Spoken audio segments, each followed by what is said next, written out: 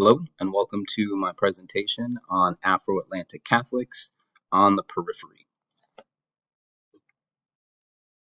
Introduction.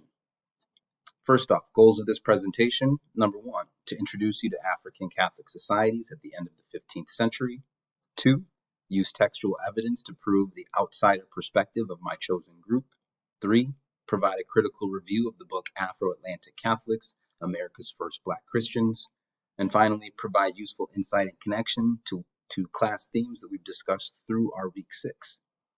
Some basic terminology that you'll come up in this presentation as I proceed. 1 is Ladinos. These are Latinized, usually Iberian Africans. These are Africans, to note, not of mixed race, but rather those that had experience in Portugal or Spain and usually spoke the language or a hybrid version. Luso-African is a term that refers to Africans or African communities with mixed Portuguese ancestry. So these are Africans that in many cases had a Portuguese father and an African mother. And this could either be a reference to first generation mixtures or second or third generations as time proceeded. Confraternities, these are Christian organizations with lay membership, but approved and sometimes staffed by the church, mostly with white officers. Mani Congo is a title for rulers of the Kingdom of Congo from the 15th to 17th century. And hopefully my pronunciation is correct here with Manoa, which is white Portuguese settlers or explorers.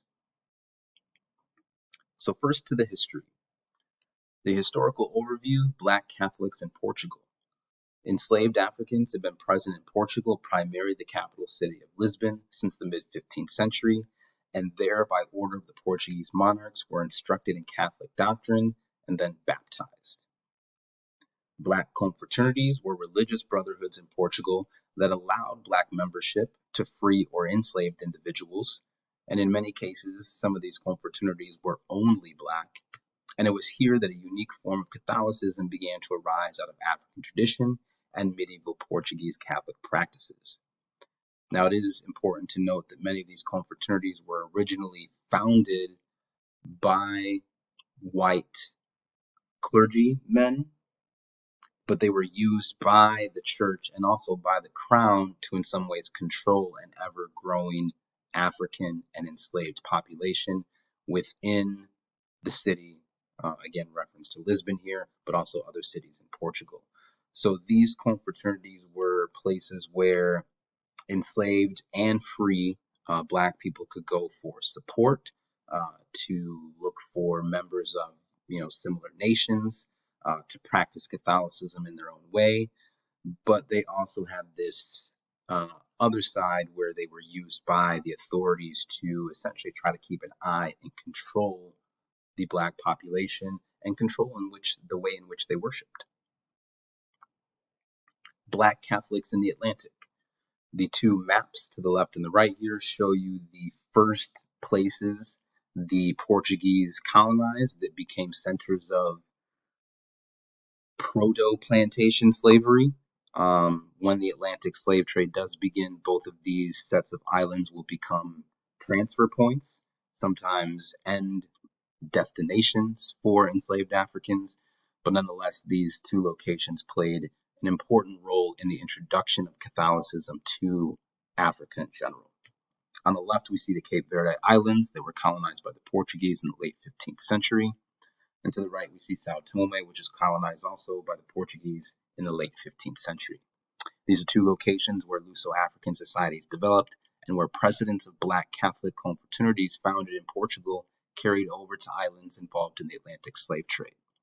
Essentially, it was Portugal transplanted to Atlantic islands, and because it was Portugal transplanted, their form of Catholicism came with them, so did the confraternities, and from there, these were introduced to larger African populations. Black Catholics in Africa. To the left, we see Mani Congo Izinga Nkulu, also known as King João I in Portugal. In 1491, a year before Columbus set sail, he was baptized, becoming the first recorded African monarch to voluntarily convert to Catholicism. Now, Undoubtedly, there were earlier Black Catholics or African Catholics that were not recorded or written down in historical annals. However, this is the first recorded case that we have, and this is also important because the Monacongos of the Kingdom of Congo were the first to engage in trade with the Portuguese and the Spanish in what would become the Atlantic slave trade. To the right, we see Luanda, Angola. Here, the Portuguese established themselves in forts along the coast and worked alongside local rulers to transport enslaved Africans to Atlantic islands and eventually beyond to the Americas. These forts also became launching pads for missionary expeditions to the mainland, as, again, the Portuguese combined politics and religion, and as they moved, the religion moved with them. Black Catholics in the Americas. As you can see, the slides are in many ways trying to follow the organization of the book that I will be reviewing in just a moment. The book is organized chronologically and geographically, and as I move through my slides, I'm essentially moving through the order of the book as well.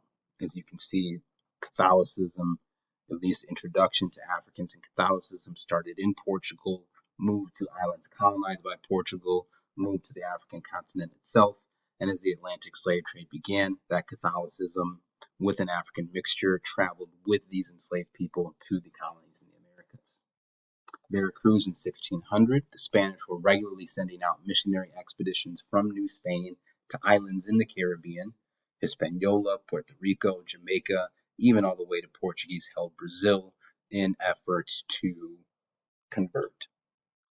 Jamestown, 1619, the first Africans brought to the English colonies arrived. However, there were already descendants of Africans in North America, already identifying as Catholic, that lived in places like Dutch New Amsterdam, eventually New York, and also Spanish-held Florida. The point here being is that Catholicism in many ways was present in the Americas before Protestantism, and that influence, or the people that practiced that Catholicism, were here as colonies changed hand between European powers, and therefore was able to influence new religions as they came in. Black Catholics, life on the periphery. And what you see here is a selection of quotes from the book to prove the outsider status of my chosen group, African Catholics. In many of these selections, you can see that these communities of African Catholics were deemed outsider by official Catholic authorities, mainly because of the ways that practices, traditions, and rites would be changed by these African communities. The mixture of Portuguese Catholicism and African Catholicism tended to fall more strongly on the African side, and because of that, there were constant reports that de Wolf, the author of this book, included throughout the story of Europeans complaining about the heathen practices of these African Catholics. So here's just a selection for you to give you a sense. And in some cases, as you can see